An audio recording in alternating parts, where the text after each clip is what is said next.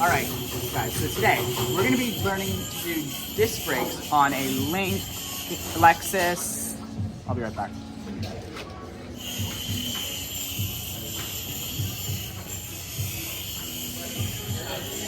Lexus RX 350.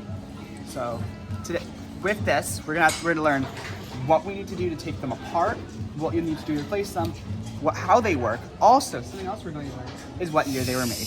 They were made in 1902, and they weren't very popular up until recently. There used to be a lot of discs on the front with drums in the back. Although drums are a lot harder to do and aren't as good as disc brakes. So in a lot of modern cars, probably 2,000 of them, majority of them are all disc brakes like they are here. So today we're going to learn how to do brakes on pretty much most of your cars.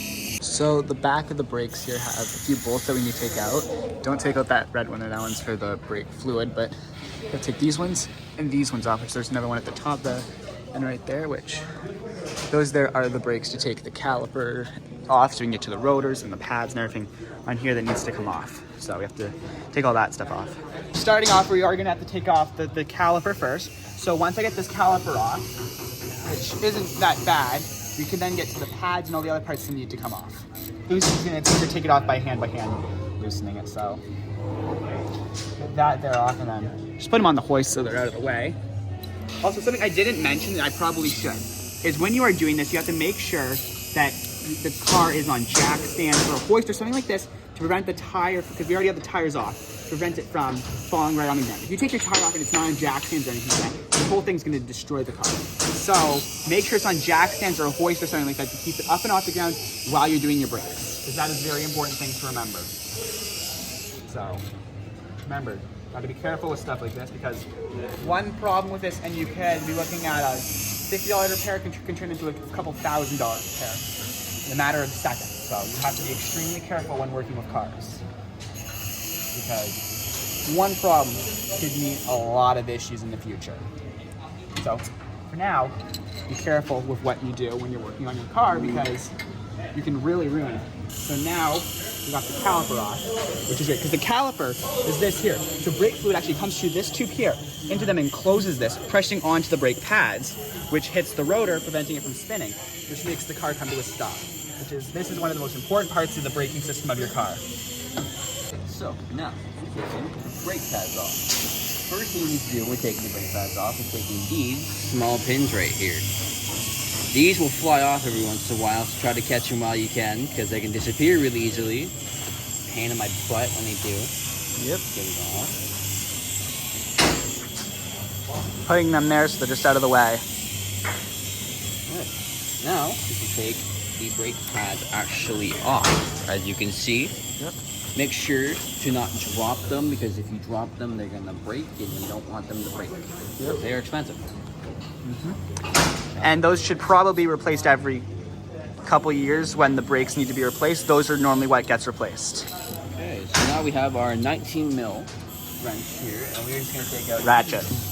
whatever it was, I don't care. We're going to take out these bolts right here, if I can figure out how a wrench works. You can see. Come on, there we go. Very tight. Okay, there we go. Okay, we have them loose now, so we are just gonna slowly but surely unloosen them. At one point, you can start loosening it with your hand, because who wants to use a wrench that barely works? So there's It's still called a ratchet, you know. ratchet, wrench, whatever it is, doesn't matter. Take that bolt closer. They look like this, and there's two of them, just like this. So once you get the two of these off, you can then take that piece there right off. Yes, you can. And if I can get this ratchet in my back pocket. Okay. So now, once you get this off, buddy, Get this off in a second. get here. this off yet? Okay, there we go. Now we have this off, which this is the piece which holds everything to the rotor. So Yes. now that this is off, And don't we can be- get into taking off the rotor. Don't be stupid like this guy behind the camera and put it on like this. It doesn't work. Yeah, we don't talk about that. I gotta unscrew these lug nuts to be able to take off the rotor so I can replace you if needed. Yep. Because if you are having to take the rotor, when you're doing the brakes, when you take the rotor off, every once in a while you'll need to replace the rotor on the car, because the rotors are only good for so many years and so much usage. So once the rotor's off, you can easily slide a new one right back on, or put this old one like we're gonna do right back on right after. It just slides off just like that. Just like that. So these here are all the parts from the disc brakes. Here we got the rotor, whatever this thing's called, the pads, whatever these clip things are that I hate, they make me angry, and all the screws right here. Which these are technically all you really need for take your axle and stuff like they're all off there. So you have it all done there. So now we can put it all back together. So now that we have taken this entire thing all apart, and it's time to put it all back together. So the rotor here goes right back on just like this. It's really easy. I gotta move all the lug nuts out of the way, geez. Yeah, I got some lug nuts here. You only need like 2 or 3. Just hand tighten them all down. Thanks, Brody. Just like hand tighten them down like this, so you can just get a few of them put on. Really simple. And then once you get them on, it'll help hold this in place so you can put the rest of the thing all back together. Because once it's back together, you're done. And you're done, you're done. So I'm only gonna put 3 on for now. Easy. So just push it in like this, and you can hand tighten them all in. Once you think they're all tight, I like to just give it a little shake. Like, as you can see, it's still loose in areas. Yes, it is. So it just helps with telling if it's still loose in a couple areas. These are loose while you put the things back on. It's not going to work right. Yes, because if it's like that, you're not going to get everything put back on fully properly. So this one's not wanting to go back on, so I'm just going to move it somewhere else. Move to this one up here. That's what I'm going to do. Since this one's being a really big freak. Yes. This one didn't want to go on there for some reason, so I'm just going to drop it, because dropping it, dropping it makes it 20 times easier, Yes, it does. Totally. Don't actually drop it. Now it's tight. Nice and tight. So now we can move on to the next step. I put this on. Gotta make sure the holes are all lined up before you put the nuts in. The bolts, I mean.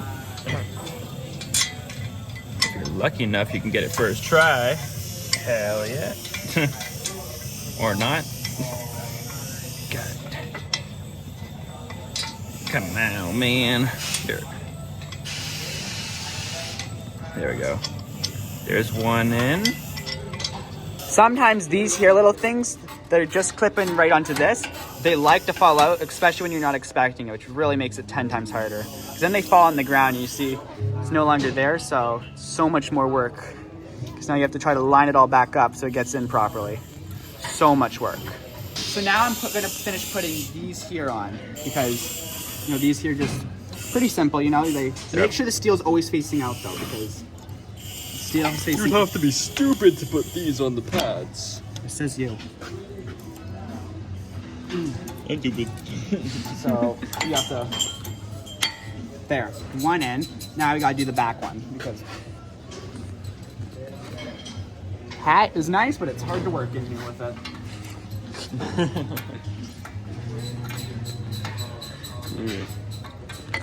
So there.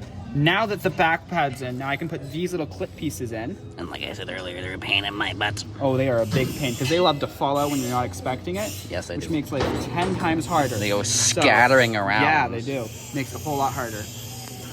Now, after putting the pads back on, we gotta put the caliper back on. Before doing so, make sure you grab it properly, and the line for the brake line is not kinked, because the brake fluid won't go through and you won't have no brakes. Isn't that right? Yep. Now, get it right aligned perfectly. The ghost wants to pass the bolts over there. Right there. Let me get this out of my pocket. Thank you, Ghost. Now, getting this aligned is going to be a little bit hard. Yes. Because that's the caliper. But you'll feel it pop right in when you get. Yes. So that's one.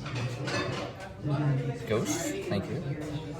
This one might be a little bit harder because it's down here. And if you're my height, which you probably are, then Not easy. no, because you're looking down and you're giving yourself a double chin. Yep. Alright, both are hand tightened.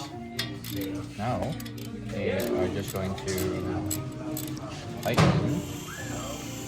Make sure they are tight properly, because you don't want to be going down the road and all of a sudden realize that your brakes aren't working. Yep. Because that won't be nice. You run into a transport truck and you just get squished. You don't want Yep. that. Alright. Now that we have both tightened, make sure that this Line is not kinked. Yep. Make sure it's all aligned. Do a little bit of shake test like I did the brakes. Yep. Should be pretty good. And there you go. Yep. That is taking apart and putting that together your brake discs on any car that has brake discs. Yeah. Can't ever remember the name of the car, so I got to come back to look at that for it because my memory is horrible and I can never remember that it's an RX 350.